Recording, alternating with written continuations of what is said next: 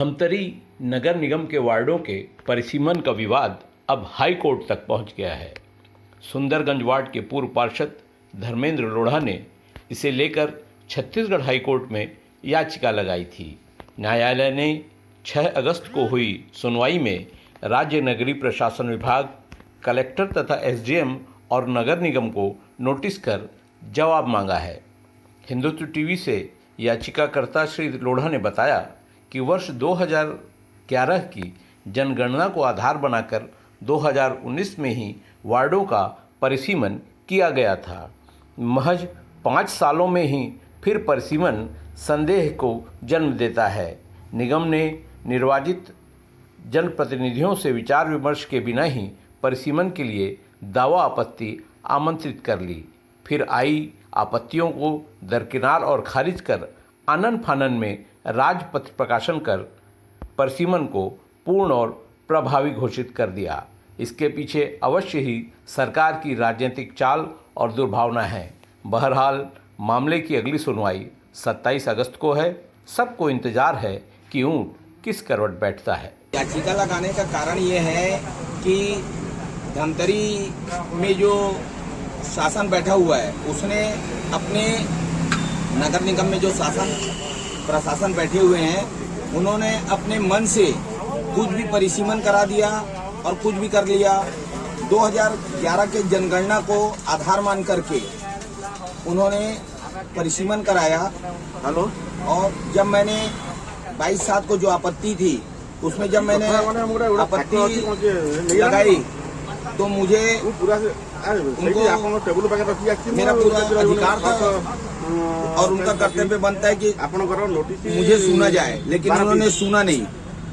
उससे व्यथित होकर के मैंने ये माननीय उच्च न्यायालय में याचिका लगाई है और मेरी अधिवक्ता सुश्री सुनीता जैन ने केस को लड़ा और उन्होंने उच्चतम न्यायालय का एवं हाई कोर्ट के कई जजमेंट को रखे माननीय उच्च न्यायालय के समक्ष और उन्होंने शासन से अनुरोध किया कि ये जो भी हो रहा है बेवजह जो भी हो रहा है वो सोची समझी रणनीति के तहत हो रहा है और सिर्फ चंद लोग बैठ करके परिसीमन कर रहे हैं। इसमें न तो जनता का भला है न तो प्रतिनिधि का। मैं कई प्रतिनिधि लोगों से बात किया, उसमें पता चला कि हमको न बुलाया गया है न हमको पूछा गया है। इसलिए इससे व्यथित होकर के मैंने ये वाद लाया है। जी हाँ,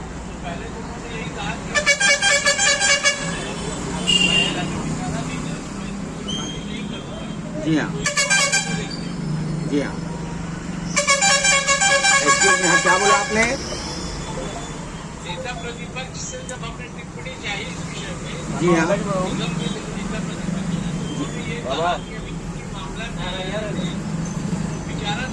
जी हाँ, हाँ,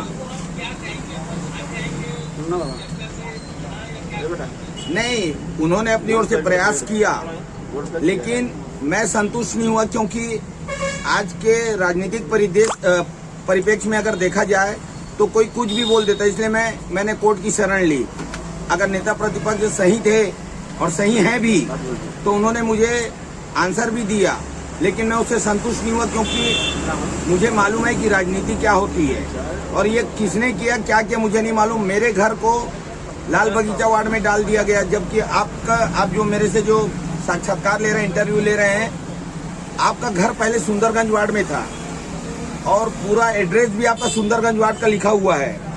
अब आपको कितनी तकलीफ जाती होगी राशन कार्ड में, कितनी तकलीफ जाती होगी पैन कार्ड बनवाने में, कई एड्रेस में परेशानी जाती होगी। वैसे ही मेरे साथ हुआ। मेरे घर को सुंदरगंज से हटा करके मेरे घर से सुंदरगंज से हटा करके 50 लोगों को जो है लाल बगीचा वार्ड में डाल दिया गया और मेरे को वहां से हटा दिया गया। इससे व्यतीत होकर के मैंने, और उसके बाद आपत्ति भी लगाई मैंने, लेकिन आपत्ति में भी मुझे सुना नहीं गया और राज्य शासन को भेज दिया गया। इससे मैं बहुत अधिक व्यथित था और मेरे पास में कोई चारा नहीं बचा कि मैं कोर्ट के सिवाय। जी हाँ। और ये कहीं न कहीं पर भाजपा का षड्यंत्र कहा जा रहा है। नहीं, मैं वैसे पार्टी से अलग नहीं जा रहे। नहीं, मैं पार्टी से अलग नहीं जा रहा हूँ। देखिए, मैं निर्दलीय चुनाव जीता था और निर्दलीय चुनाव जीतने के बाद में मैंने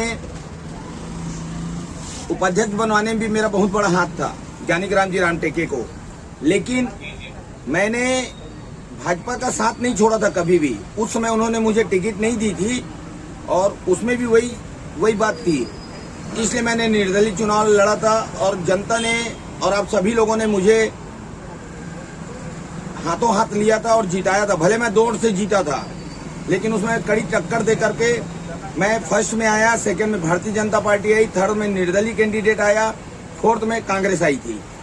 मैं भारतीय जनता पार्टी का अभी भी हूं। मैं सिकंदर बख्त जी जब राष्ट्रीय उपाध्यक्ष होते थे, मैं अपने 101 साथियों सहित भारतीय जनता पार्टी में गांधी चौक में प्रवेश किया था, जिसमें सिकंदर बख्त जी राष्ट्रीय उपाध्यक्ष हुआ करते थे। तो